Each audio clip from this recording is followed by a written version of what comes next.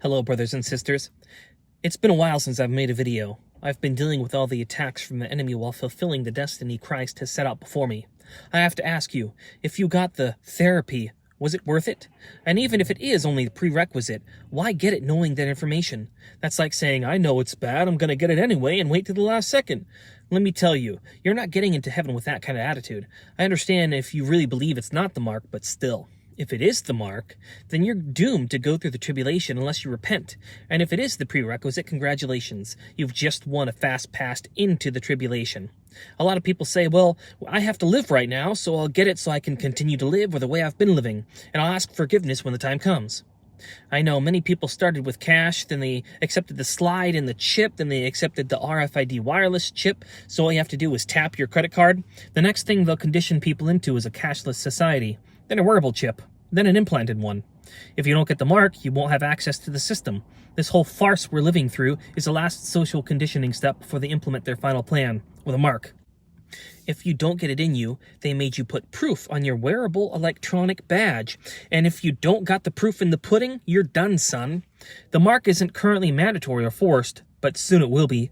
And then they'll transition it into you or wearable on you like an Apple Watch. You've been warned. All they need is a valid problem, either man-made or natural disaster, to execute their final step. Yeah, it may be a cure for cancer. Yeah, it may have special technology they've purposely been withholding from us which could make you live forever or give you superpowers. But even if it solved all the world's problems, would you take it knowing you'd gain the world but lose your soul and go to hell? Remember, the enemy is going to promise you the world and provide help for unhealthy people. In the name of charity, they will drag everyone they can to hell. In the name of helping one another, they'll drag you to hell. In the name of saving one another and letting things go back to normal, they'll drag you to hell.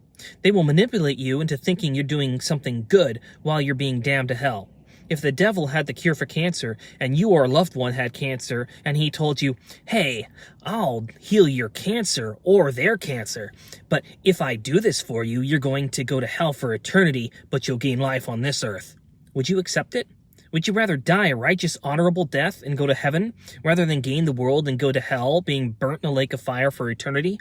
That's the devilish choice the devil is coming at us with. We need discernment to tell the difference. It doesn't matter how good of a person you are, how nice you were to people, how you gave to charity, how much you supported your family, how much you took care of your children, how well you raised them, how old you are. Even if you took 3 tours in Afghanistan for all God cares, if you choose to take what God has deemed the mark of the beast, no matter how much they made it seem like a good thing or how they've sugarcoated it, you're being lied to and misguided. To die is to live, and to live is to die. Don't you see? It's like the devil saying, hey, I'll give you $1 million lottery ticket if you get the mark of the beast. Would you get it for $1 million? Well, many people have already gotten it for a lottery ticket with a chance to win $1 million, not just a guaranteed $1 million. Many people may have gotten it because they were afraid or because they would have kept you from seeing a loved one on their deathbed. Some may have taken it so they could just simply attend a family wedding, not even because their jobs required it. So I'd like to catch up on my prophetic dreams. February 10th, Shavat 9. I had a dream I was a young adult chilling with a girl. I became infatuated with her. She seemed kind of cute and kind. It was like a childhood love. We decided to kiss and we fell in love, even though it was just carnal. I left her, but my consciousness stayed into her perspective.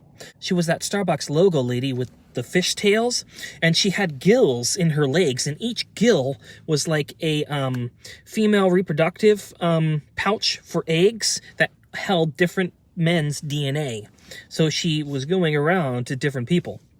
She had become naked, waiting for him to come back, and he didn't come back. There was some sort of teenage game show, and other kids came to her room, but she shape-shifted immediately before they came in, and clothes magically appeared on her body. Then there was a game show, something like Fortnite, and then there was an overpowered weapon which won the game instead of the fight being fair, and this was like a virtual reality world. February 11th, Shavat 11. There was a dream that I had of a big fat swine or pig. It was like half pig, half boar. It was like a wild pig that had gone into the wild. It was aggressive and prowling the property. It ran after me, but I was able to miss it like a matador, and I was able to keep away from it while I cleaned things up. I had another dream. It was like Easter, and I saw a box of peanut butter candies and a large clear Easter egg candy box. And the candy box had little chicks that started to hatch out of it, and the peanut butter box had like a mama rabbit and 5 little teeny baby rabbits, and the rabbits started to try and escape out of the box. So I urged my past girlfriend to hurry up, so I taped up the boxes before they'd get out, keeping them from escaping the containers until we could get home. Then we started to leave. On February 12th, Shabbat 12, I had a demonic attack of a demon trying to convince me to do something that I shouldn't. The Lord rebuke you. On February 15th, Shabbat 14, I was moving to a new place. I got to a new place, and the ice cube tray was malfunctioning. There was too much ice. My relatives spilt the ice cube tray on the linoleum floor, and then it melted. I fixed the ice tray, and I still had to clean up the mess my relatives made. I could sense frustration due to my relatives meddling in my affairs. My relative got mad at the other one, and he decided to leave her and left for another family. On February 16th, Shabbat 15, it was Tu B'Shavat. So February 17th, Shabbat 16, I had a dream that there was this pelican that tried to swallow another bird just as big as itself. It tried with all its might to swallow it whole, and it did indeed swallow it, but when it went off to fly, it couldn't because of the weight. So it fell over backwards like it had a seizure and died, and it lost its life as the other bird flailed inside. It was choking because it had no air. It's the pelican neck, its throat had been eviscerated, and the bird that it swallowed, its legs scratched holes into its throat. And so I looked beside me, and there was this nature guy who was watching me, and then he nodded his head as if to tell me, instead of letting nature take its course, we decided to cut the live bird out of the dead bird, and we carefully cut it out, and then the live bird poked its head out and took a few breaths, and it was thankful to be alive. So on February 20th, Shabbat 21, I was driving around doing my thing, and I drove in front of this church, and there was this sign showing the devil horns, right? And they were showing as if Christ was crucified, and so he couldn't control his 2 middle fingers, so that the devil horns meant Christ. I'm not sure if they were misguided, but the devil horns are of the devil, not Jesus Christ, and that is a false doctrine. I also saw a sign in front of another church which said, quote, "For God so loved the world, he gave us the health corrections," end quote. This is blasphemy because Christ gave his one and only Son because he loved the world. So February 22nd, Shabbat 23, I had a dream. There was this huge dining tables, and the dining tables were starting to fall through the floors. There were people in a game show. A few of us were in single chairs, and we were presented little lunch boxes which we could reserve or offer up certain things in them that was provided to us. God came in the form of Alton Brown, a Food Network TV show host I used to hold as an idol. God has showed himself to me in many different forms of idols I used to hold in high esteem. He is truly a jealous God. So he's showing me which ones to replace him with. I saw a sandwich wrapped inside a box with some chocolates in this lunch box, and a whole dining table fell through the floor right next to me, and I told him, "Please keep this safe. It's very important, and you can have it if you like."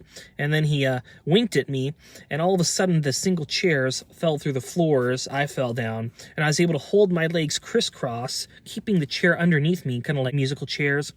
I was able to slow my fall by grabbing hold of one of the floors as I fell, and then I let go and I landed on the lower level safely.